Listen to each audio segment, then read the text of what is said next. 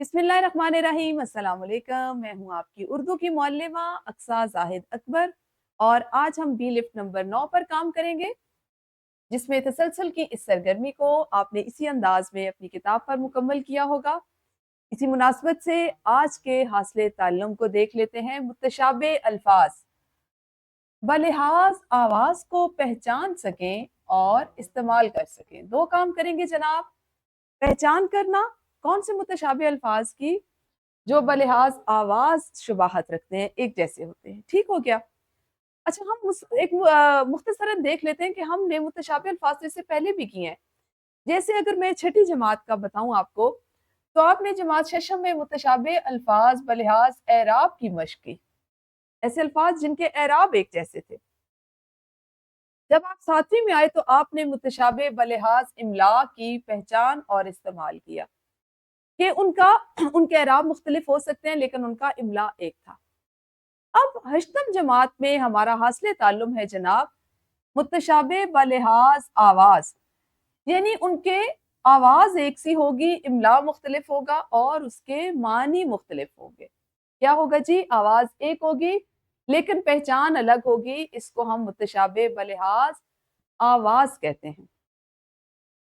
متشابہ الفاظ ہیں کیا؟ اس کو دیکھ لیتے ہیں۔ ایسے الفاظ جن کے معنی مختلف ہو، ایسے الفاظ جن کا املا مختلف ہو لیکن آواز ایک سی ہو، ہے نا؟ تو وہ متشابہ ہم سیکھیں گے کہ جن کی آواز ایک ہو، ان کا املا مختلف ہو اور ان کے معنی بھی مختلف ہوں، تو ان کو ہم کہیں گے متشابہ۔ شباہت کس چیز میں پائی جائے گی؟ محض آواز میں۔ تو جن کو بولنے، سننے اور پڑھنے میں ایک جیسی آوازیں وہ دیں گے، ان کو ہم متشابہ بلحاظ آواز، جیسا کہ نام سے ظاہر ہے۔ مثال سے دیکھ لیتے ہیں پیارے بچوں۔ سب سے پہلی مثال ہے حال۔ لفظ حال کو اگر ہم دیکھیں تو ہم متشابہ بلحاظ املا میں بھی بلحاظ اعراب میں بھی استعمال کرتے ہیں۔ اس کا ایک معنی ہے موجودہ زمانہ، اور اسی حال کا ایک معنی ہے حالت یا کیفیت۔ لیکن بات یہ ہے کہ آج ہم متشابہ بلحاظ آواز میں مختلف املا دیکھ لیں گے، ٹھیک ہے؟ جیسے ہمارے پاس ایک اور حال بھی ہوتا ہے جو ہک والی ہے سے لکھا جاتا ہے۔ اس کا معنی ہوتا ہے گول کمرہ یا بڑا کمرہ، جو عام طور پر گھروں میں، اسکولوں میں ہوتا ہے، جہاں پہ سب لوگ اکٹھے ہو کر بیٹھتے ہیں۔ ایسے ایک بڑے سے کمرے کو کیا کہا جاتا ہے؟ ہال۔ ٹھیک ہے جی، ہم نے اس کی پہچان اور استعمال آج سیکھنا ہے۔ پہچان کیا ہے کہ دونوں کے آواز ایک سی ہے، معنی مختلف ہیں، املا مختلف ہے۔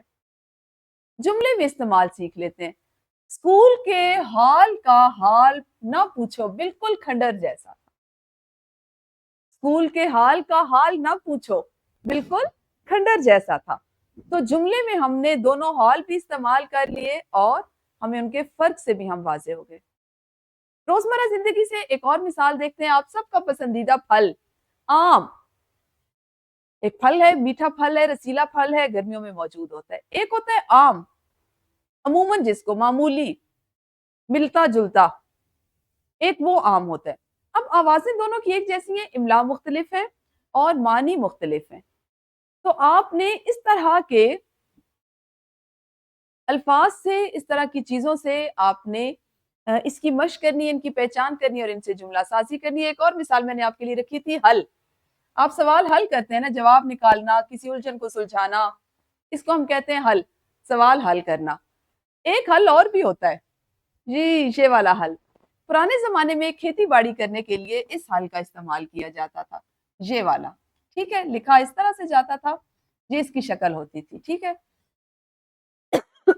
تو آپ جب تک ان کے معنی، ان کے املا ان سے واقف نہیں ہوں گے، آپ ان کے فرق کو پہچان نہیں سکتے۔ حل اور حل، ایک حل کسی مشکل کو حل کرنا اور ایک حل جو کھیتی باڑی کرنے کا ایک آلہ ہوتا ہے۔ تو اس کا اصل راز کیا ہے کہ جب بھی کوئی لفظ سنیں تو اس پہ غور کریں کہ یہ جو لفظ بولا جا رہا ہے، اس کا املا کیا ہوگا درست، اور یہ کس معنی میں استعمال ہوگا۔ کیونکہ اگر میں آپ سے کہوں کہ آپ نے سوال حل کیا یا نہیں اور آپ نے اس میں ہک والی حل لکھ دی، تو یہ تو معاملہ خراب ہو جائے گا۔ تو ہم نے کیا سیکھا کہ کسی بھی چیز کو جاننے کے لیے یا متشابہ الفاظ بلحاظ آواز کو جاننے کے لیے ضروری ہے کہ ہر طرح کے متشابہ الفاظ کے املا سے واقف ہوں اور ان کے معنی سے واقف، تب ہم درست استعمال کر سکتے ہیں۔ مشق کر لیجئے جلدی سے تدریسی جانچ کی صورت میں، اور گھر جا کر آپ اس کی تھوڑی سی اور مشق کریں گے جو نکھار کی صورت میں ہوگی۔ اپنا بہت خیال رکھیے۔ اللہ حافظ، شکریہ۔